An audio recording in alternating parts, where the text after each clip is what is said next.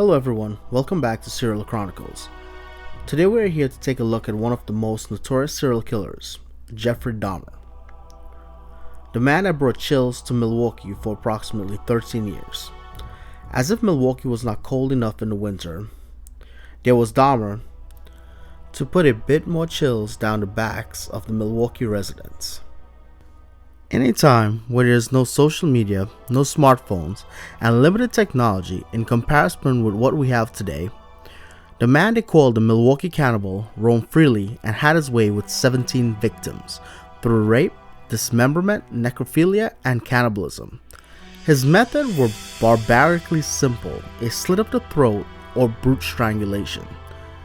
Jeffrey was born on May 21st, 1960 in Milwaukee, Wisconsin.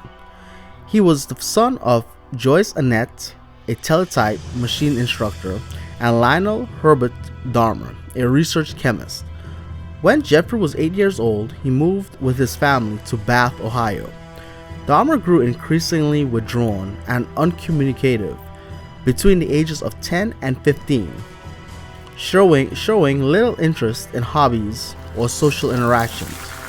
He biked around his neighborhood looking for dead animals, which he dissected at home or in the woods near his home. In one instance, he put a dog's head on a snake's body. Though fundamentally an outcast at Revere High School, Dahmer nonetheless became something of a cult figure among some of the students, due to his impressions of his mother's interior decorator, who suffered from cerebral palsy. Dahmer began drinking in his teens and was a full-blown alcoholic by the time of his high school graduation. To add to his lonely childhood, later in life his parents divorced. He attended Ohio State University but was kicked out for failure to attend classes due to being drunk most of the times. He was forced by his father to join the military, in which he did great at first, but was discharged 2 years later due to alcoholism. In 1982, Dahmer moved in with his grandmother in the town of West Allis. He lived there for 6 years. During this time, his behavior grew increasingly strange, as if it wasn't strange already. His grandmother once found a fully dressed male mannequin in his closet. Dahmer had stolen it from a store. On another occasion, she found a .357 Magnum under his bed. Terrible smells came from the basement. Dahmer told his father that he had brought home a dead squirrel and dissolved it with chemicals. He was arrested twice for indecency. In 1982 and 1986, his second offense, he masturbated in front of 2 boys. Okay, let's bring this into perspective. This was a time where same-sex relationships were really frowned upon. Also, this was a time where there were heavy homophobia prevalence, and this was sanctioned from the top echelons of society: the government, church, police, and tabloids. This was a really hard period of time they had to face. Not only are they facing this, but now a serial killer in their midst, raping and killing them, not in any particular order. So grandparents are supposed to love you no matter what. But in the summer of 1988, Dahmer's grandmother asked him to move out because of his late night activities, his strange behavior, and the foul smells from the basement. He then found an apartment on Milwaukee's west side, closer to his job at the Ambrosia Chocolate Factory. So one day after moving into his new apartment, he was arrested for drugging and sexually fondling a 13-year-old boy in Milwaukee. 13 years. He was sentenced to 5 years probation and 1 year in a work release camp. He was required to register as a sex offender. Dahmer was paroled from the work release camp 2 months early as soon as he moved into his new apartment. Shortly thereafter, he began a string of murders that ended with his arrest in 1991. By summer 1991, Dahmer was murdering approximately 1 person each week. He killed Matt Turner on June 30th, Jeremiah Weinberger on July 5th, Oliver Lacey on July 12th, and finally Joseph Brandenhoff on July 19th. Dahmer got the idea that he could turn his victims into zombies, completely submissive, eternally youthful sexual partners, and attempted to do so by drilling holes into their skulls and injecting hydrochloric acid or boiling water into the frontal lobe area of their brains with large syringes, usually while the victims were still alive. Other residents of the Oxford apartment complex noticed terrible smells coming from the apartment, as well as thumps of falling objects and the occasional buzzing of power saw. Unlike many serial killers, Dahmer killed victims from a variety of racial backgrounds. He did not discriminate when it came to this. So this had me thinking, in this gruesome time, how could they have missed a person with a criminal record in what I would presume a small town in Milwaukee? This is quite questionable. Now let's get down to some of his gruesome murders. It wasn't until 1987 when Dahmer met his first victim, Stephen Toomey, at a bar and took him to his hotel. Okay, so according to Dahmer, he hadn't meant to kill Toomey, and when he woke up to find Toomey's dead body in the hotel bed, beaten black and blue, he was very perplexed. Nevertheless, he brought a huge suitcase and took Toomey's body to his grandmother's home, where he disposed of it 1 week later. He severed the head, hands, legs, and torso of the victim's body before cutting his flesh into small pieces, then stuffing them into the garbage bag, before sledgehammering the bones too. This would be his favorite method of disposal going forward. So now, 2 months after his first murder, Dahmer lured a 14-year-old African-American prostitute named James Dockstader to his home, offering $50 for a nude photo shoot. Nevertheless, to say, James didn't make it out alive. In 1988, Dahmer met a 22-year-old bisexual man named Ricardo Guerrero. He was also lured into Jeffrey's house under the promise of $50 for spending a night with him. Dahmer strangled the man using a leather belt and then performed oral sex with his corpse. So this one was during the time he spent at his grandmother's house. On April 23rd, Dahmer lured another man home and gave him laced coffee. Not long after drugging his victim, he heard his grandmother calling. He realized that she had probably seen him bring someone home, so he took the victim and dropped him into the nearest hospital. That same year, Dahmer's grandmother asked him to move out, having become tired with his drinking problems and the bad smells that came from the garbage and basement. She knew Dahmer was responsible for it.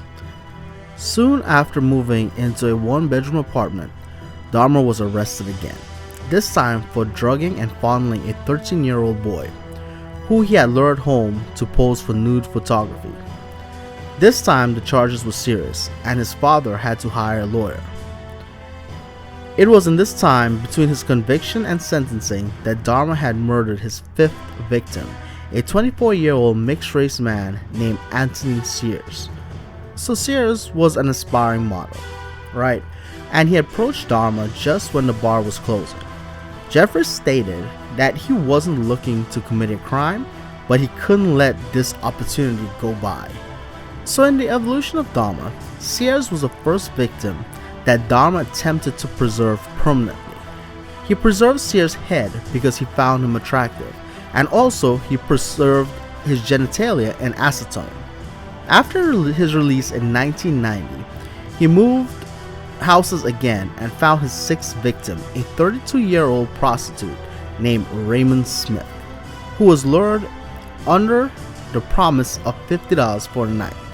Smith was the first person who Dahmer photographed after killing them. Dahmer went out and bought a Polaroid camera to capture his corpse in several suggestive positions before dismembering him. Now we can see his methods is evolving. His vices are evolving as we go along here. Smith's skull was also the second that he had managed to preserve. which he later spray painted and decorated his apartment. Unlike another serial killer that we spoke about earlier, Israel Keys, his plan wasn't always foolproof. On one of his murder sprees, Dahmer drank the laced drink that was prepared for his victim. Upon waking up, he realized that his victim had robbed him his watch and $300. In June 1990, Dahmer lured his seventh victim, Edward Smith, into his house, but unlike other victims, he didn't immediately acidify his skeleton. Instead, he opted to keep them preserved in the freezer in hopes that the skull would retain moisture. His eighth victim was sought out 3 months after Smith's murder. Dahmer met 22-year-old Ernest Miller outside a bookstore, where Miller agreed to let Dahmer listen to his heart and stomach for $50. On this occasion, Dahmer only had 2 sleeping pills on him, so he decided to use his knife instead. Miller bled to death minutes later. At this point, Dahmer had got more comfortable with his role as a serial killer, as he would speak to the decapitated head while dismembering the rest of the body. Also to add, he had now become a cannibal, as he preserved Miller's heart, biceps, and parts of his leg in his refrigerator for later consumption. Dahmer met his ninth victim, 22-year-old David Thomas, 3 weeks after Miller. And apparently, David was one of Dahmer's only regrets, because once he had drugged the man, he no longer felt attracted to him, but was scared that Thomas would be angry for his drugging, so he killed him. In February 1991, he lured his 10th victim, a 17-year-old boy with the promise of sexual intercourse. 2 months later, Dahmer encountered a 19-year-old heterosexual man named Elroy Lindsay. Elroy was the first person Dahmer experimented on. He wanted to find out if there was any way to render a person completely submissive while keeping them alive. As we can see, Dahmer was a person that wanted to have complete control over his victims. He didn't want a relationship, he just wanted complete control. He experimented on Errol by drilling a hole into his skull and pouring hydrochloric acid into it. It didn't work, and Elroy woke up after the experiment asking why he had a headache and what time was it. So while all this was going on, the neighbors were also starting to complain about the foul odors that was coming from his apartment. But each time, Dahmer would wave off the complaints, giving excuses such as broken freezers, dead fish, and all that smelly stuff. The neighbors would find out, not even a month later, that there was a lot more than just dead fish in Dahmer's apartment. 17 days later, he killed a 31-year-old man named Tony Hodges. 2 days later, he lured another 14-year-old boy named Konark Synthesimophone, forgive me if I pronounce that wrong, in his house by offering him money for pictures. Unknown to him, Konark was actually the younger brother of the boy he had molested in 1998. He drugged the boy and then injected hydrochloric acid into his frontal lobe to see if that made any difference. Of course, it didn't. Dahmer had left his apartment to go for a drink. Upon his return, he found Konark sitting on the sidewalk by his apartment surrounded by 3 women. When he attempted to take the boy by claiming to be his boyfriend, they called 911. But in a horrifying turn of events, the police officer took Dahmer aside and let him take Konark back. When the women had protested that there was something wrong, they simply told them to shut the hell up. The officers had accompanied Dahmer back to his apartment, where he showed some of Konark's nude photos to further solidify his claim of being Konark's boyfriend. This was a total misjudgment on the police's behalf, because if they had taken a step inside the apartment, they would have found a naked corpse of Tony Hodges laying on the bedroom floor, and a quick background check would have shown Dahmer to be a repeated sex offender. After this incident, Dahmer had killed 3 people within 20 days. A 20-year-old boy named Matt Turner, in which he met in Chicago, a 23-year-old man named Jeremiah Wienerberger. Dahmer put this man in a coma for 2 days after pouring boiling water into his skull. A 24-year-old man named Oliver Lucy, who he actively tried to keep alive by using chloroform. When it didn't work, he killed the man and later had sex with his corpse. Shortly after, he was fired from his job and sought his final victim, a 25-year-old Joseph Brandenhoff. But as it turned out, Dahmer's luck had finally run out. Not even 3 days later, he approached 3 men offering them $100 to come with him, and 32-year-old Tracy Edwards took his offer. But he soon realized his mistake when he was handcuffed in a smelly apartment and Dahmer was talking about eating his heart. He somehow managed to convince Dahmer to have a few beers with him. Taking this chance, Edwards attacked Dahmer and ran out of the house. He immediately ran down the road and flagged 2 police officers. They accompanied him back to the apartment, and there they found dozens of nude pictures and pictures of dismembered body parts. When Dahmer saw the pictures, he fought off the officers and resisted arrest. After a power struggle, Dahmer was finally arrested.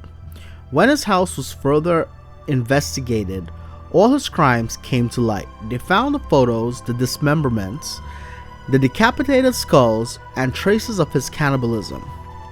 Those who investigated the scene deemed it more of a museum than an actual house. Dahmer himself was interviewed for more than 60 hours by Detective Dennis Murphy. Dahmer knew better than to plead not guilty. In fact, he even waived his rights to call for a lawyer. He detailed all his crimes except for his second victim, Stephen Toomey, who he does not remember killing. The trial lasted 2 weeks, at the end of which Dahmer ruled to be sane and was given a life sentence, as the death penalty was abolished in Wisconsin in 1853. So what I can't understand is, how could Dahmer be deemed to be sane after all these murders he's committed, like just cold-heartedly, one after the other, multiple sexual advances, raping, dismemberment. This is quite shocking to me that he would be deemed sane. Let me know what you think in the comments. Thank you for watching today's video, and we look forward to seeing you in the other one. Very happy, yeah. Yeah, what was the idea of the pose in there? It was just a way to exhibit control, the way I wanted them to look, and to accentuate the message. Keeping these photographs in was important to you as well. I'd use it as a masturbation. Yeah, and you had a lot of them. Right.